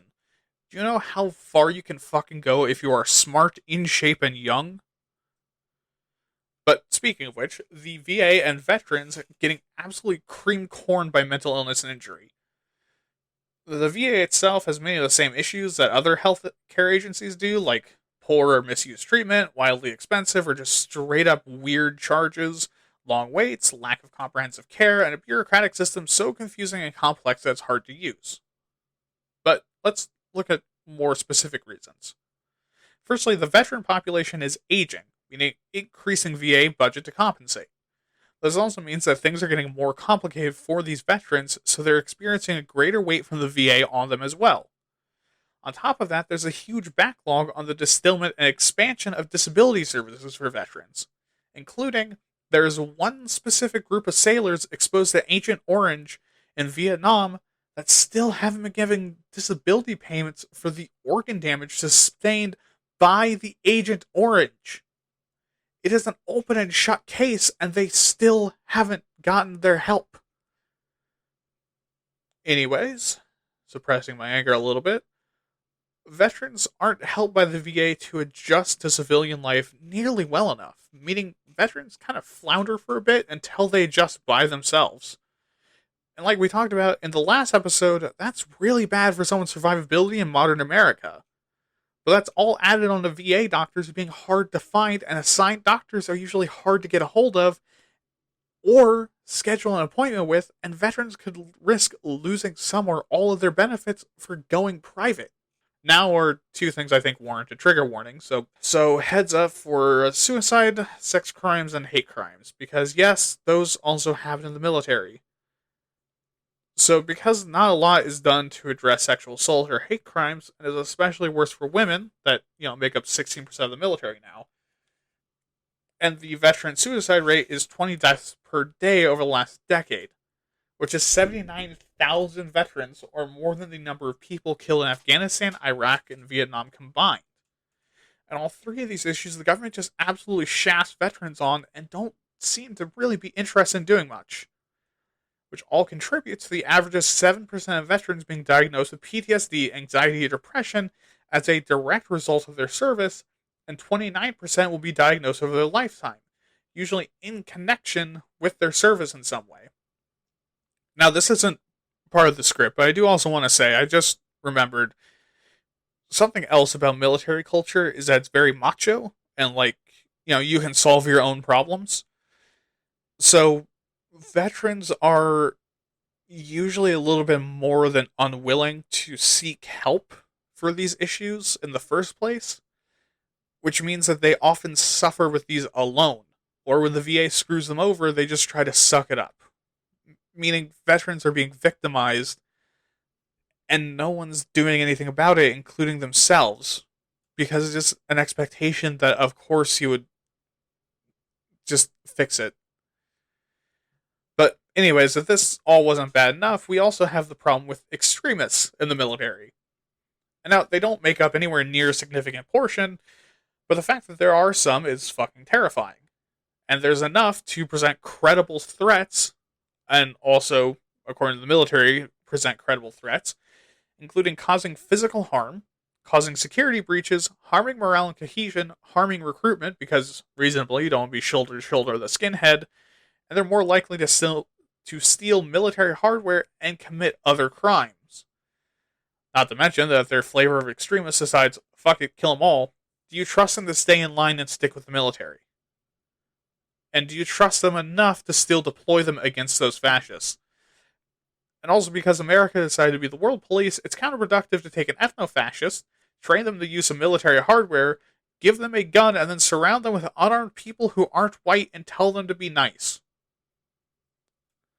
And speaking of world police, we made that our job during the Cold War when we were the cutting edge of military power. And now that's slipping. Why? Well, for one, our soldiers aren't prepared for conventional warfare. We've gotten used to unconventional guerrilla warfare. Also, the military hasn't modernized in the way that it needs to in decades and is super inefficient and slow at modernizing in the right ways. So our personnel and hardware are really, really showing their age. Especially compared to other nations that are revamping their entire military structure or are really focused on modernizing. And our international strategy is to play defensively and keep on guard for a surprise attack or ambush, and then make one quick, decisive blow directly into the enemy's heart and win. Unfortunately, that requires both modern military hardware, a ton of money, and well-prepared and fit soldiers capable of performing that kind of blitz attack. And all of this means that our, hey, if you fuck around and find out, America will fuck your entire ass, balls, dick, and mouth threat is, beginning to lose its teeth a bit. It's going from being told, I'll fuck you up, from a tall, strong muscle man covered in tattoos and battle scars, and being told, get off my lawn, those are my minorities to bully, by an old man that remembers when sliced bread was the new hotness. And the final problem is capitalism. See, as military action is becoming very expensive and also rare, we've entered the mercenaries are pretty fucking cool phase of history again.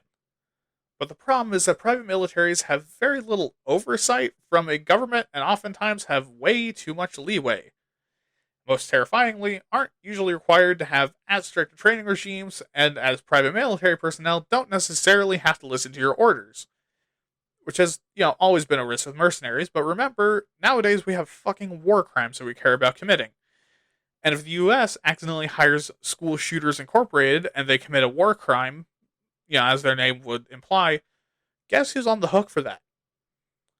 Now, this is also the place to discuss the military-industrial complex. This is a system in which the US military's weapon technology and manufacturing is done through private corporations. And this is super fucking expensive, and these companies are the only ones that make it, meaning that they can determine the price and also who gets to use it. In order to ensure compliance from the government, like a good Nami-Mommy, they lobby the military and Congress. And in this cycle, the military gets more money, and also some sweet shit that makes their cocks rock hard, which, fair enough, while private companies get that fucking dough, which, fair enough. And both are incentivized to tell both Congress and us as the public that we are the best military ever and can kick everyone's asses combined, so that we know the investment is paying off, while also telling us that, actually they need more money to make sure China doesn't turn your grandchildren into no good, filthy fucking communists. And also because of the constant stream of income from the government, these firms pay really well, meaning that ex-military personnel, engineer, and other mechanical and electronics developers and military experts are incentivized to work for them. And all of this has become core to American war policy as we've relied on private companies in a lot of matters in the US, both foreign and domestic, because, America's afraid of spending money. And now while these firms make up a tiny amount of the actual grip of the US military, somewhere between 7 to 18% nowadays, depending on who you ask, this is still significant. And why is that? Well, because a lot of people realize that allowing corporations to corporate all of your totally not propaganda army, waifu, sexy fucking tum-tum is that you're rewarding corporations with exactly what they want and getting what you want out of them in exchange for causing human suffering. And corporations, as you might know, love doing that, which is a dangerous proposition. In addition, internally, this military-industrial complex prevents strategic faults and potential failures, because corporations aren't as secure or loyal as the government is to itself, which is really saying something. Meaning it's something that enemies of the state could exploit and turn up to 18% of America's military hardware either against it or turn it off completely. which is about 114 billion goddamn dollars of murder. Okay, and with that scary thought out of the way, you probably expect me to say that we have a fix for all this, right? And we have to, right? Well, if you're astute, you're noticing that all of these issues with the military has a weird parallel. Yeah, that's right.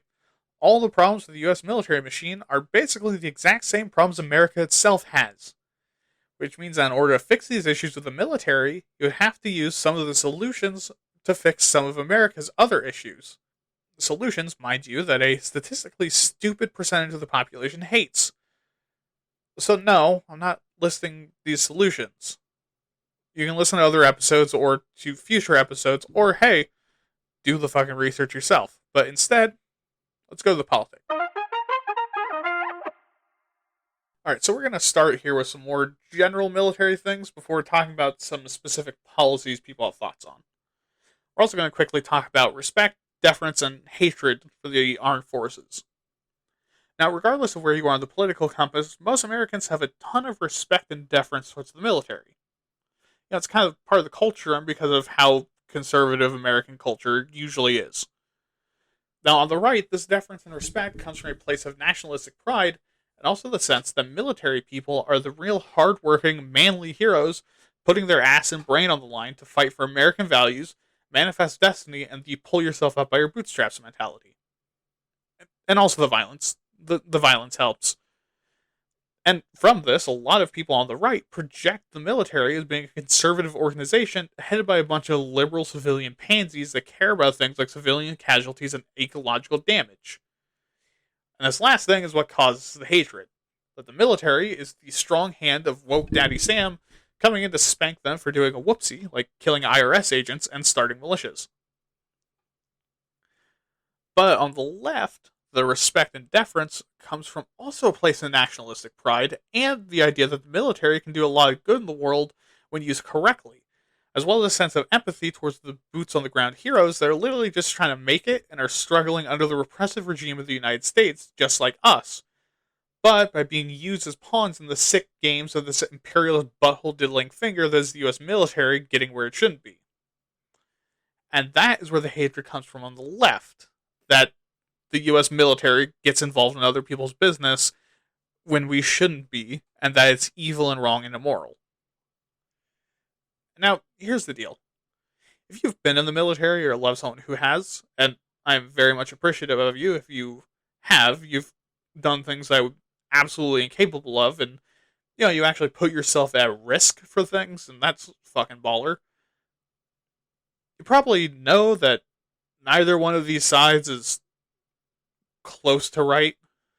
I mean, sure, laws are an implied threat of military violence. The U.S. is a big old imperialist asshole, but from literally everything I've seen about veterans since like the year 2000, they're just fucking normal people. I mean, do I respect them? I mean, fuck yeah, but it's not like you're fighting for the lives of the people back home. And do I think military personnel are being abused by the government? A lot of them went in because they didn't have another choice for what they want to achieve. Yes, but I mean, come on, it's America, right? If you're working, someone is abusing you in some way. But anyways, let's go to the opinions. And first on the list is if participants agreed with the statement, military members shouldn't publicly criticize civilian senior officers. Which basically means the military should shut the fuck up and not talk about the president on Twitter. Now, 63.53% of participants agreed on this in some capacity, and 25.25% disagreed. And taking into account politics, the number on the right shot up to 72.2, and on the left went up to 63.81. Which means in the modern day, people really think that the military should just straight up stay out of politics. Next is that the military should advocate for military policies, or that the military, they're going to be political, should at the very least be doing it in a way that's in the fucking job description, Janet. 66.7% agreed and 20.7% disagreed. And when accounting for politics, it's 68.95 on the right and 70.94% on the left. Which again, goes to show that politics rots your fucking brain because they think the military agrees with them instead of saying, More guns, please, despite the fact that they're getting chunky and need to go on a diet. A diet of probably like what, $300 to $400 billion. Next is that high-ranking civilian officers should have final say on military matters over military officers. And 42.72% agree and 43.48% disagree, and that scares me because more people should care about this. You know what happens when a military unit gets unchecked power over military affairs? The fucking Praetorian Guard, that's what. If you're not a history buff, call your friend that is and say, what Praetorian? And then strap in for a 12-hour lecture on the history of ancient Rome. But you put it into politics, and suddenly the right drops to 37.9%, effectively wishing for the fucking Praetorian, while on the left it rises to 53.56%. Next is basically the same thing, but it's saying that these officials should have final say over the type of military force used. And 35.38% agree and 51.37% disagree. And this one I'm less scared of because I understand the reasoning. And what kind of expertise do civilians have to tell people whose job it is to fuck people up how to fuck them up? But, suppressing that instinct, this is good. Because unlike the military that's allowed to be fucking scary, you really need politicians to care about PR, so they're more likely to say no when the military asks if they can blow up orphanages for tactical purposes. Even though they're usually the ones suggesting it nowadays. Anyways, adding in the left and right, we have 45.01% agreement on the left and 34.65% agreement on the right. Which again, not super surprised. Now, we have civilians telling the military what to do is usually political in nature. 56.63% of Americans say yes, and 22.24% say no. On the right, it's 62.46%. On the left, it's 59.55%. And to me, this shouts culture war brain poison, because yes, it can often be political, because politics, diplomacy, and war are all interconnected social constructs that bleed into each other in terms of language and usage, but again, civilians worry about PR. Which is why, yes, sure, it's political. But in the same way that saying, hey, guys, chucking infants against the wall by the ankle and burning down hospitals is immoral and also really bad for my poll numbers is also political. Because the purpose of the military is to conduct war without civilians holding the reins, they'll just do what they were told to do without supervision. Which, again, if you've studied military history, you know that, like, militaries, when left to their own devices, get fucking brutal. Hence the chucking infants against the wall. Next, during wartime, the military should run the war. And 25.52% disagree. And 76.54% of the right and 60.4% of the left similarly agree.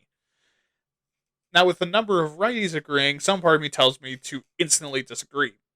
But think for a moment. This question isn't saying no oversight. It's saying the management of the war. And I can get behind that, because civilian officials have a lot on their plate, and also aren't going to be good at that at fucking all. So by pawning it off on the military, the civilians have more time and less on their plate. But also it means they don't have to be as heavily personally invested, meaning they can negotiate peace better than if they were micromanaging. I mean, look, that's probably a dumb take, and you're invited and welcome to disagree. And hell, correct me on this one. I don't fucking know what they were intending to ask. Okay, so, second to last, we have the idea that civilian control of the military is safe. 37.13% say yes, and 48.3% say no.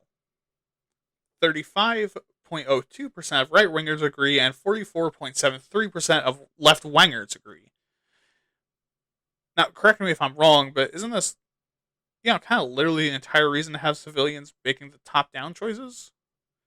Why the fuck else would you do it if not for safety? Again, look, I know where people are coming from. Politics is full of dummies that don't know what they're talking about, that are worthless, paid-off, talking shitheads. And yes, but remember the adage that the wise are silent. Well, I don't trust the government for as far as I can take its dick in my butt. it's also something that you have to hope for because the intention is so fucking necessary that you can't assume the worst or just everything stops working. Alright, now finally we have the question of, will military leaders avoid carrying out orders they disagree with? Now, 11.17% of the general population thinks always, just like 9.03% of right wingers and 17.09% of lefties. And they're fucking stupid and wrong, and I hate them. Because the thing is, I don't hate you, by the way, that the military indoctrinates you. Which is a scary word, I know, but basically means they enculture you with a culture that does what's fucking told to do when it's told. So the idea that military members will always refuse direct orders, especially when they're shitty, is just action movie stuff.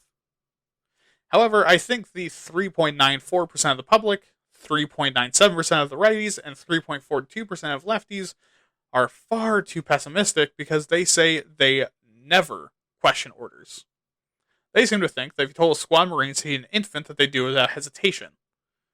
I mean, look, at the very least they would cook it first, but this is equally unfair to military members because, yeah, they're human too.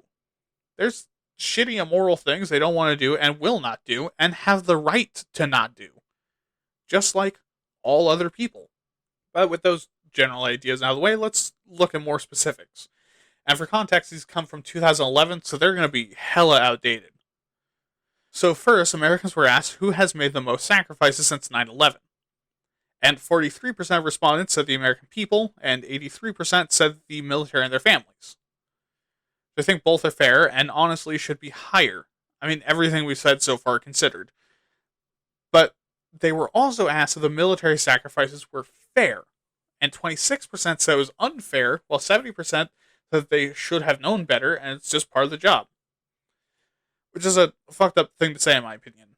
Because not only are recruits lied to, often, but also, like, just because it's part of the job doesn't mean it shouldn't change.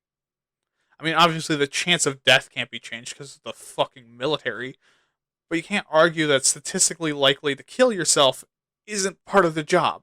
But, you know, this is compared to the support for the military, where 91% of Americans felt proud of the US military at some point, and 76% said that they've thanked the person in the military.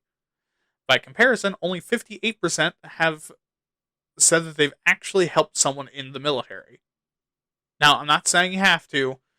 What I am saying is that if you're someone who simultaneously slobs the knob of Army vets in public and then says, fuck them, they chose this, while refusing to help, you're a shitbag. I just straight up, you're a shitbag. And the thing is that if you're like me, have respect and think that they should get help, but you're also not doing anything, you're a dickhead. I mean, you're not a shitbag, but you are a dickhead. Alright, so now we talk about Afghanistan and Iraq. First, was it worth it? 54.5% say no overall, but people on the right say yes at 57.5%. The left say no with a resounding 64%, and people in the middle say no at a rate of 60.5%. Which all makes sense, and I would expect that number to be even lower nowadays. I really don't think that support has really increased. Then is the process of nation building. Basically ensuring that their country bounces back, and this time in the way that we like, while also being stable and, you know, fixing the mess that we made. And 45% of Americans think it's a good idea, and 51% of lefties do. However, exactly half of the right dislikes it, and 52% of libertarians, anarchists, and everyone else in the middle don't. And finally is the question of, are drone strikes acceptable? To 68% of people it is, to 19% it isn't, and 2% say it's no different than normal war. And hindsight being 2023, I agree with the second group. And we've drone struck some shit that was fucked up to drone strike. You know, like weddings and funerals and shit for civilians that just so happen to have military-age men. But now, I want to end this section by telling you that none of us actually know what the fuck we're talking about and want nothing to do with the military. Now, 78% of people have confidence in the military, and 58% think it's efficient use of resources, which, holy shit, you're dumb. but only 44% understand the benefits and rewards, and 27% actually understand the problems. And again, despite that 48% of Americans think young people should totally join, which also 74% of people say, let's never do the draft again. So hey, military members and cosplayers, I'm sorry that half of this was fucking dumb and I don't know what I'm talking about, but none of us do. Please be gentle on our brain boy pussies. Anyways, to the soapbox before any of us have too much time to think about what I just said. Alright, so what do I think of the military and war? Hypocritically. Because on one hand, I do think that modern militaries are neo-colonialism and some serious cock-waving to flirt with the idea of human extinction, and that the use of military force is so rarely justified. And I also fully think that war is evil and that we shouldn't use violence to get our way, because remember, I'm a fucking leftist. We've all gone soft and think that words can solve everything. On the other hand, I fucking love combat. A good 90% of all my media and writing, not for this podcast, includes warfare, battles, fights, action scenes, and large-scale conflicts. Modern weapons are badass, and watching actual battles is really interesting, as harrowing as it is. And war is such an interesting topic where you get to see all these little cultural flares come out in some really cool ways. I also am someone that thinks that vengeance and violence are sometimes necessary and moral.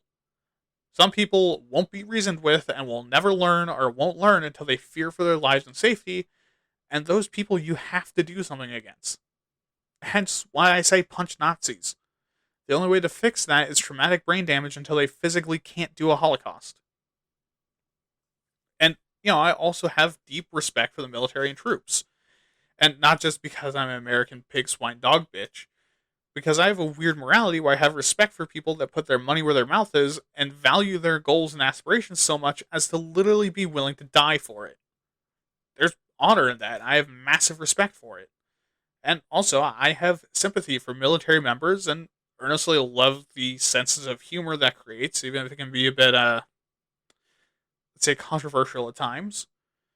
The military seems rough, and I'll honor and respect anyone who has the guts to do it, even if I disagree with them on literally everything else. And where does that leave me? I don't know. I guess in the same place you're probably in? I mean, I can't be alone, right? Military stuff is fucking cool, and watching battles throughout history is so fucking fascinating until you remember all the horrors that come with it, right? But ultimately, I think that's always going to be the dichotomy. We're a species that developed and grew strong from adversity, and militaries are a symbol of that, both being the adversary and also our protection from it. Warfare is similar to that, and I think because we're driven to compete, overcome, and adapt as a survival mechanism, we're probably never going to be without a military presence in some regard. And I don't think violence will ever go away, and if I'm being honest, I don't think I want it to. Because as fucked up as it sounds, there's a time and a place. And that time is on the edge of much greater evils, and the place is wherever that evil is. I mean, I do also think, though, that it's the place of the victim and their advocates to do something. We don't need to be, nor should we be, world police. No one should be. Instead, I think the world can come together to address evils with violence, and otherwise use our words and money. But anyways, this has been a very long episode, so let's go home. And there you are, episode 9 done. Again, sorry for the long episode. This is definitely going to be the biggest one yet. That's what she said. As always, if you have opinions, advice on how to make the show better, a bad Navy SEAL copy pasta to send me, an invitation from a female Marine to turn my fucking pelvis into dust, and, really anything else that you want to tell me, make sure to email me at waytatpods@gmail.com. That is WAYTATPODS@gmail.com. And remember, check out my other podcast, Waytat Nerd, where I do basically the same thing, but with nerd topics like fantasy, sci-fi, role-playing games, etc., where I hope you'll, at the very least, tolerate it just as much as this. And also remember to follow me on Twitter at waytat_pods for more episode announcements. Have a good night, don't murder, have fun, and remember, tip your Praetorian. This has been Why Aren't You Talking About This? And I've been your host, William. Good night.